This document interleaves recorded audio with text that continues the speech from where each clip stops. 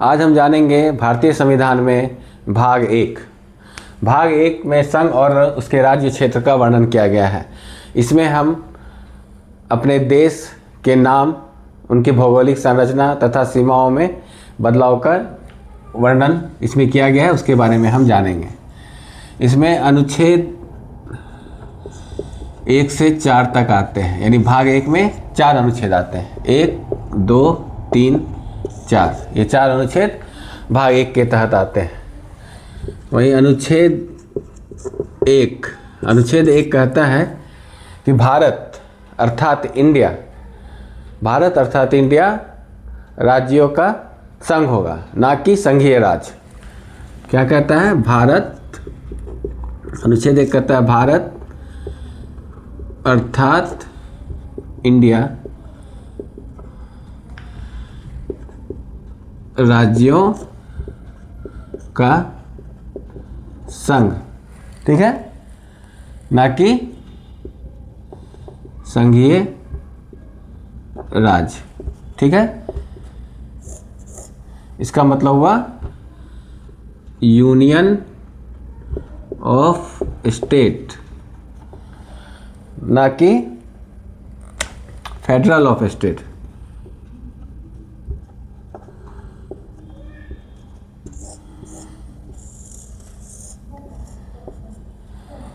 भारत अर्थात इंडिया, संविधान में अपने देश के 2 नाम बताए गए हैं। भारत अर्थात इंडिया, दोनों नाम हमारे देश के लिए उपयोग किए जाते हैं, ठीक है। कहा फिर दूसरा है इसका राज्यों का संघ होगा। भारत अर्थात इंडिया राज्यों का संघ होगा। राज्यों का संघ यानी यूनियन ऑफ स्टेट से हमारा मतलब है यहाँ पे केंद्र ज़्यादा शक्तिशाली होगा, केंद्र को ज़्यादा स्वायत्त प्राप्त होगा। राज्य जो है अलग नहीं हो सकती है और राज्य को अधिक स्वायत्त नहीं प्राप्त होगा, ठीक है। जबकि संघीय राज्य यानी फेडरल ऑफ स्टेट में राज्य को ज़्यादा शक्ति प्राप्त होती है, या कभी भी अलग हो सकता है अपने, और केंद्र को इससे कम या राज्य के बराबर स्वायत्त प्राप्त होती है। यानी इसमें ओवरऑल राज्य ज़्यादा शक्तिशाली होता है और यूनियन ऑफ स्टेट में राज्यों का संघ में केंद्र ज़्यादा शक्तिशाली होता है। इसका एग्जाम्पल है हमारा भारत, ठीक है। और फेडरेशन ऑफ स्टेट का उदाहरण है USA यानी अमेरिका, ठीक है।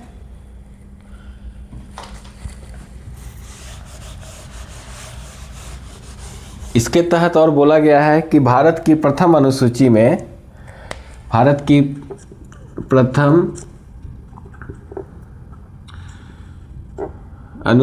में जो भी देश या केंद्रशासित प्रदेश के नाम उल्लेखित है वो भारत का अभिन्न अंग होगा, यानी भारत का राज्य होगा, है ना।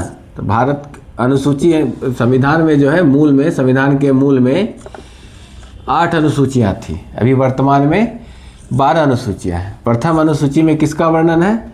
राज्य तथा उसके केंद्र शासित प्रदेश का वर्णन है। वही अनुसूची 2 में राष्ट्रपति, उपराष्ट्रपति, राज्यपाल, लोकसभा अध्यक्ष आदि लोगों का वेतन और भत्तों का वर्णन किया गया है। अनुच्छेद 3 में इन सभी के शपथ ग्रहण का वर्णन है। वही अनुसूची 4 में जो है, अनुसूची 4 में राज्य सभा में सभी राज्यों तथा केंद्र शासित प्रदेश के सीटों का आवंटन किया गया, ठीक है। जितने भी राज्य हैं उनमें राज्यसभा में कितने सीट कितने राज्यों को दी जाएगी, इसका वर्णन अनुसूची 4 में। अनुसूची 3 में शपथ ग्रहण, अनुसूची 2 में वेतन और अनुसूची 1 में भारत के कौन कौन से राज्य हैं और कौन कौन से केंद्र शासित प्रदेश हैं, ये अनुसूची 1 में है। इसी अनुसूची में जितने राज्य और जितने केंद्र शासित प्रदेश का वर्णन होगा वह भारत का अभिन्न अंग होगा, भारत का हिस्सा होगा। ये अनुच्छेद 1 में वर्णित है। साथ में इसमें यह भी कहा गया है कि भारत द्वारा अगर कोई क्षेत्र अर्जित किया जाता है तो वह भी भारत का अभिन्न अंग होगा। यानी जैसे भारत का कोई पहले से कोई राज्य नहीं था, लेकिन कोई थोड़ा सा हिस्सा, चाहे बांग्लादेश का या कोई देश का कोई हिस्सा अगर भारत में आके मिल जाता है तो उसे भी भारत का अभिन्न अंग माना जाएगा। ठीक है, ये अनुच्छेद 1 के तहत है। अनुच्छेद 2 नए राज्यों के निर्माण की शक्ति देता है, यानी नए राज्य का निर्माण। ठीक है, जो ऐसा राज्य जो पहले भारत का हिस्सा नहीं था और उसे भारत में मिलाया जा सकता है अनुच्छेद 2 के तहत। इसमें एग्जाम्पल है सिक्किम। सिक्किम जो है 1975 से पहले एक स्वतंत्र राज्य था। ठीक है, परंतु 35वां संविधान संशोधन करके 1974 में इसे एसोसिएट स्टेट यानी सहयोगी राज्य बनाया गया।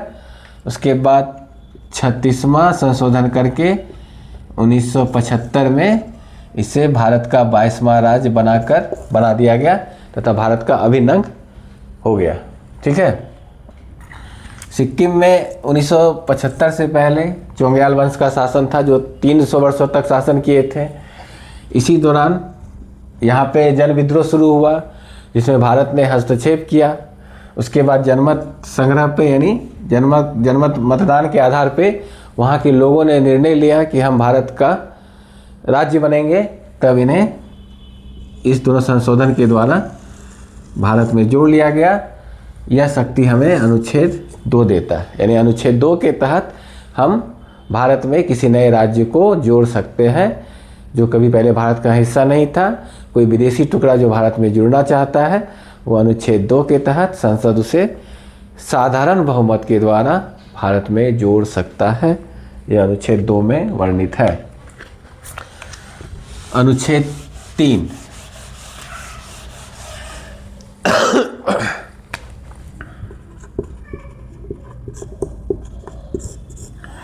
अनुच्छेद 3 के तहत सांसद को यह शक्ति प्राप्त है कि वह भारत में नए राज्यों का निर्माण कर सकता है। भारत में यानी भारत के अंदर पहले से जो राज्य है 2 राज्यों को मिलाकर एक अलग राज्य बना सकता है।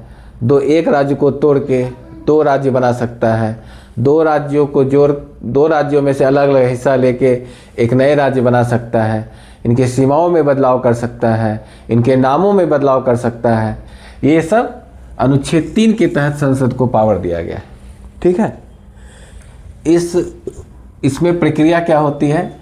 सबसे पहले इसमें राष्ट्रपति की सिफारिश की आवश्यकता होती है, यानी राष्ट्रपति की अनुमति सबसे पहले चाहिए। राष्ट्रपति की सिफारिश सबसे पहले अगर राज्यों का अब नए राज्य का आपको गठन करना है। ठीक है, दूसरा राष्ट्रपति जो है अगर यह स्टेट के लिए हो रहा है, ठीक है, जैसे बिहार राज्य का जैसे 2 भागों में तोड़ के बिहार और झारखंड बनाया गया, तो अगर यह राज्य के लिए हो रहा है, ठीक है, तो राष्ट्रपति सबसे पहले जो है इसके विधानसभा में राय हेतु भेजेगा कि आप अपनी राय दीजिए, आपका राज्य को तोड़ा जा रहा है या जोड़ा जा रहा है या आपके हिस्सा को काटा जा रहा है या आपको 2 राज्य को जोड़ के एक राज्य बनाया जा रहा है। तो ये राष्ट्रपति बिहार स्टेट के विधानसभा में भेजेगा। यह राष्ट्रपति तय करेगा कि उसे कितना टाइम देना है सोचने के लिए, राय देने के लिए। यह मैक्सिमम 6 मंथ का होता है। ठीक है, स्टेट राय देने के लिए बाध्य नहीं है। इसके बाद संसद इसकी राय को मानने के लिए भी बाध्य नहीं है, यानी पूरा पावर संसद को ही। ठीक है, संसद ये कोई राय देता भी है स्टेट की मुझे नहीं तोड़ा जाए, तो भी ये संसद पे निर्णय करता है कि ये इसकी बात को मानता है या नहीं मानता है, मानने के लिए बाध्य नहीं है।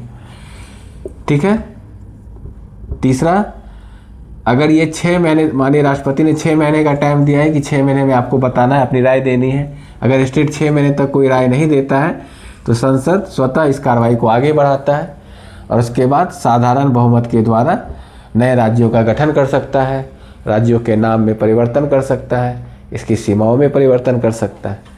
यह अनुच्छेद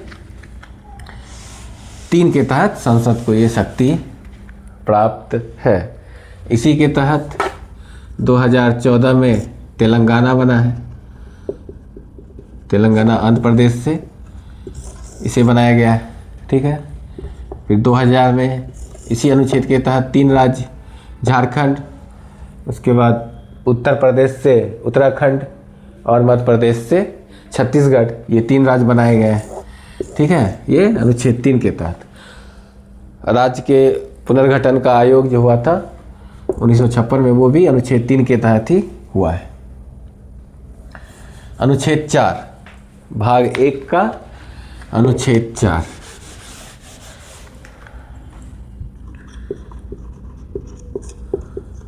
अनुच्छेद 4, अनुच्छेद 3, अनुच्छेद 2 तथा अनुच्छेद 3 के तहत जो राज्यों का निर्माण करना है, इसके तहत यानी एक्सटर्नल राज्य जो बाहर से आ रहे हैं, और इसके अंदर जो हमारे अंदर राज्य है उसको तोड़ मरोड़ के नए राज्य का निर्माण करना या नाम में बदलाव करना, ये दोनों काम सांसद कर सकता है साधारण बहुमत के द्वारा। ये शक्ति अनुच्छेद 4 के तहत दी गई है। यानी ये इस तरह के नए राज्यों का निर्माण, राज्य देश के अंदर नए राज्यों का पुनर्गठन, राज्यों की सीमाओं में बदलाव, ये सब संसद साधारण बहुमत के द्वारा करेगा। ठीक है, ये इसीलिए दिया गया है ताकि ये प्रक्रिया आसानी से हो सके। कोई नया राज्य को जोड़ना हो तो कोई जटिल समस्या ना आए, तुरंत साधारण बहुमत के द्वारा, यानी जो साधारण बहुमत वो हुआ जो संसद में उस समय जितने लोग मौजूद हैं उनके आधे से ज़्यादा, है ना, वो अगर पास कर देता है तो ये निर्णय लागू हो जाता है। ठीक है, ये वर्णन है कि अनुच्छेद 4 कहता है कि सांसद अनुच्छेद 2 अनुच्छेद के 3 के तहत अगर नए राज्यों को जोड़ना चाहता है, नए राज्यों का निर्माण करना चाहता है, तो वो साधारण बहुमत का उपयोग करके यह कर सकता है। ठीक है, लेकिन परंतु अगर भारत से किसी क्षेत्र को काट के दूसरे देश को देना है तब यह इसमें नहीं आएगा। ये तब संविधान संशोधन के अनुच्छेद 368 में चला जाएगा। ऐसा नहीं है कि लेने में ले सकते हैं साधारण बहुमत द्वारा, लेकिन जब देने की बात आएगी, अपने देश के हिस्से को देने की बात आएगी, तो फिर यह संविधान संशोधन में चला जाएगा। ठीक है, भाग 1 में इतना ही है। अब हम आगे जानेंगे भाग 2।